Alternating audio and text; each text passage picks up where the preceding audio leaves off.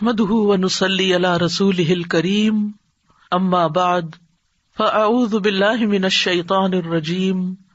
بسم الله الرحمن الرحيم رب اشرح لي صدري ويسر لي امري واحلل عقدة من لساني يفقهوا قولي۔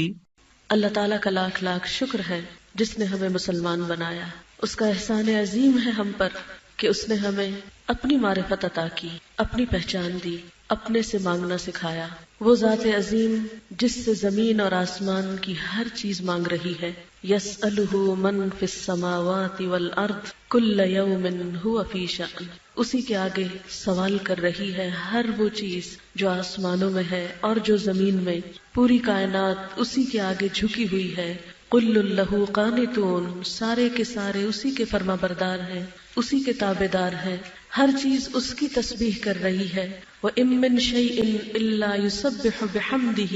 وَلَٰكِن لَّا تَفْقَهُونَ تَسْبِيحَهُمْ، کوئی چیز ایسی نہیں کہ جو اس کی تسبیح نہ کر رہی ہو، لیکن تم ان کی تسبیح کو سمجھتے نہیں۔ ساری کائنات اسی کے آگے سجدہ کر رہی ہے، اللہ سبحانہ و تعالیٰ کے آگے جھکی ہوئی ہے۔ تو کیا ہم انسان جس کے لیے اللہ نے یہ ساری نعمتیں بنائی ہیں، کیا وہی اس کے آگے نہ جھکے گا؟ کیا وہی اس سے نہ مانگے گا؟ کیا وہی اس کی تسبیح نہ کرے گا؟ کیا وہی اس کی اطاعت اور فرما برداری نہیں کرے گا؟ یاد رکھیے کہ اگر ساری کائنات اللہ تعالیٰ کے آگے جھکی ہوئی ہے اور میں اور آپ اس کے آگے صحیح معنوں میں نہ جھکے، سرکشی کریں، اس کی فرما برداری نہ کریں، اس کی اطاعت نہ کریں، تو اس میں کسی اور کا کچھ بھی نقصان نہیں، اس لیے کہ ساری کائنات تو اپنے رب کو راضی کر رہی ہے، اس کی وفادار ہے، اس کی اطاعت گزار ہے۔ اگر ہم نہیں کریں گے تو اس میں ہمارا ہی نقصان ہے۔ اس لیے ہم سب پر یہ بات لازم آتی ہے، ہم سب پر یہ بات ضروری ہے کہ ہم اس کی طرف متوجہ ہوں، صرف زبان کی حد تک نہیں، دل سے،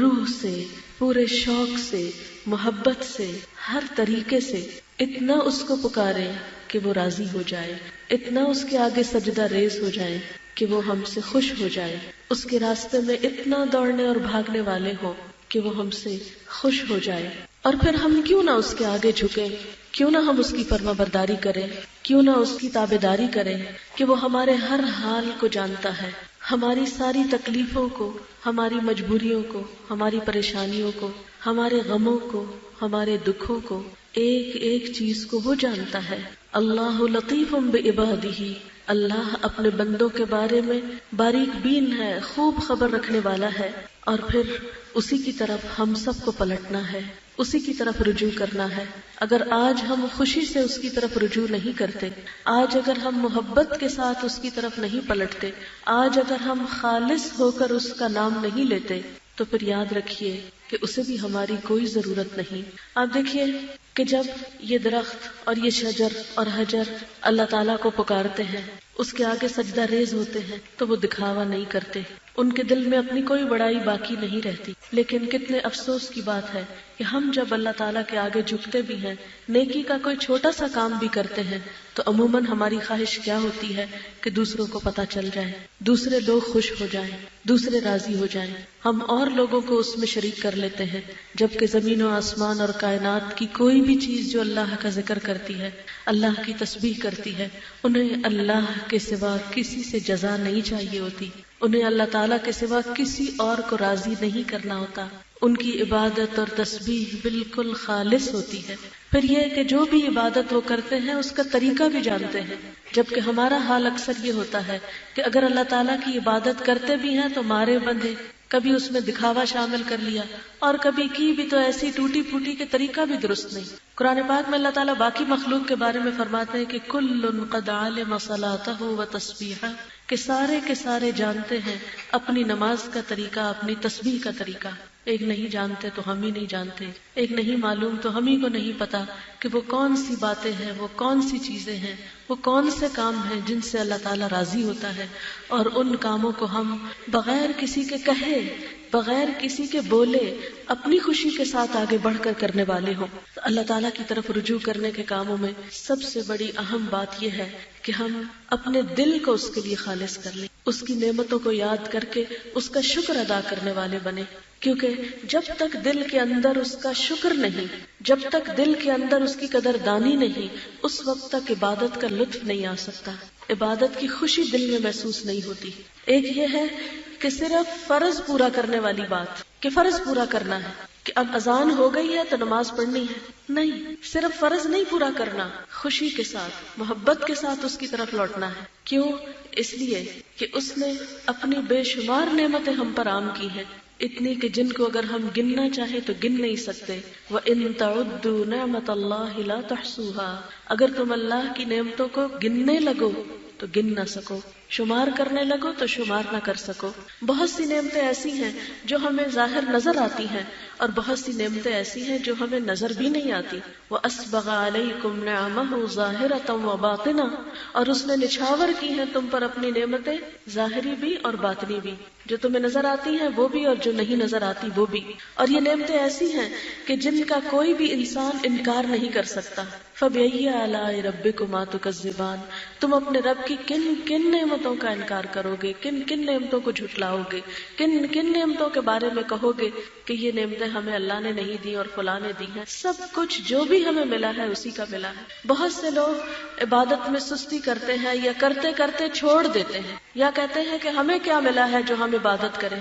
ہمیں کیا اور فائدہ ہوگا کہ ہم اس کو پکاریں۔ تو یاد رکھیں کہ اگر ہم اللہ تعالیٰ کی ایک طرف نعمتیں گن کے لکھیں اور دوسری طرف ہم اپنی عبادت اور اطاعت کو دیکھیں تو ہم دیکھ سکتے ہیں کہ جو کچھ اس نے ہمیں دیا ہے وہ تو ان گنت ہے، اور جو کچھ ہم کرتے ہیں وہ چند انگلیوں پہ گنا جا سکتا ہے، اور وہ بھی جو کرتے ہیں خالص اس کے لیے نہیں کرتے، اوروں کو بیچ میں شریک کر لیتے ہیں۔ اور نعمتیں اگر ان کو گننا چاہیں تو انسان اپنی ہی ذات میں، اپنے ہی نفس میں دیکھے۔ وَفِي أَنفُسِكُمْ أَفَلَا تُبْصِرُونَ، اور تمہارے اپنے نفسوں کے اندر بہت سی نعمتیں ہیں، بہت سی نشانیاں ہیں اللہ کی۔ افلا تبصرون، کیا تم دیکھتے نہیں ہو، تمہیں نظر نہیں آتا کہ یہ سب کچھ تمہیں کس نے دیا ہے؟ لیکن اللہ تعالیٰ کا شکوہ ہے اپنے بندوں سے، یعرفون نعمت اللہ، اللہ کی نعمتیں پہچان لیتے ہیں، ثم ينکرونها، پھر ان کا انکار کر دیتے، پھر ان کا صحیح معنوں میں اعتراف نہیں کرتے۔ لیکن یاد رکھیں کہ دنیا میں بے شمار لوگ آئے ہیں اور دنیا سے چلے گئے،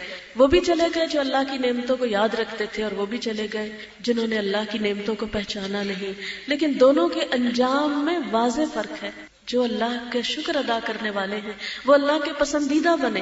ابھی آپ نے جو آیات تلاوت میں سنی اس میں بھی یہی معنی آتا ہے کہ اللہ تعالیٰ کے پسندیدہ بندے، پھر اللہ تعالیٰ نے موت کے فرشتے جب ان کے پاس بھیجے تو کس طرح ان فرشتوں نے ان کا استقبال کیا۔ فروح و ریحان و جنت نعیم، کہ ان کے لیے راحتیں اور خوشبو اور پھول اور نعمتوں بھری جنتیں ان کا استقبال کرنے والی تھی۔ اور اس کے برعکس جو اللہ تعالیٰ کو ناراض کرنے والے تھے ان کے لیے پھر وتصلیۃ جحیم، جہنم کا ابلتا پانی اور جہنم کا تاپنا اور جہنم کی سختیاں۔ ظاہر ہے آپ تھوڑی دیر کے لیے سوچیں، دو لوگوں کو اپنی نگاہوں میں لائیں، ایک وہ شخص کہ جس کے ساتھ آپ بھلا کرتے ہیں اور وہ اس کی قدردانی کرتا ہے، اور دوسرا وہ شخص کہ جس کے ساتھ آپ بھلا کرتے ہیں تو وہ نام بھی نہیں لیتا، الٹا آپ سے ناراض ہوتا ہے، شکر کی بجائے شکوہ کرتا ہے۔ آپ بتائیں آئندہ آپ کس کے ساتھ بھلا کرنا چاہیں، اس کے ساتھ جو شکر کے بجائے شکوہ اختیار کرتا ہے، یا وہ جو شکر کی جگہ شکر ہی ادا کرتا ہے؟ تو قدرتی بات ہے کہ جو شخص احسان مانتا ہو،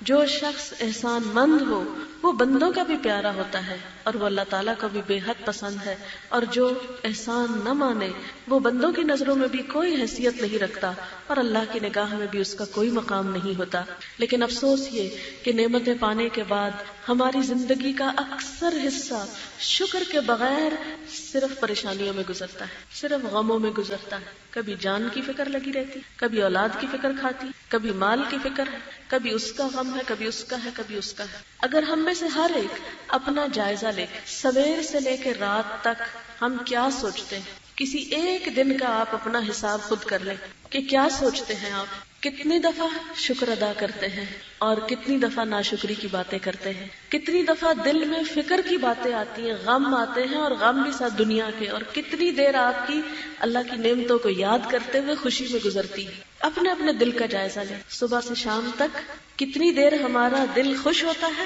اللہ کی نعمتیں یاد کر کے، اور کتنی دیر ہمارے دل پہ غموں کا بوجھ پڑا رہتا ہے۔ تو آپ دیکھیں گے کہ زیادہ تر ہم خوش نہیں رہتے، زیادہ تر ہم غموں کے بوجھ تلے دبے رہتے ہیں، کبھی ادھر کی فکر کبھی ادھر۔ اچھا، یہ جو غموں کا بوجھ ہوتا ہے یہ دراصل ناشکری کی سزا ہوتی ہے دنیا میں، کہ ہمارا دل مختلف طرح کے افکار اور ہموم اور غم اور پریشانیوں میں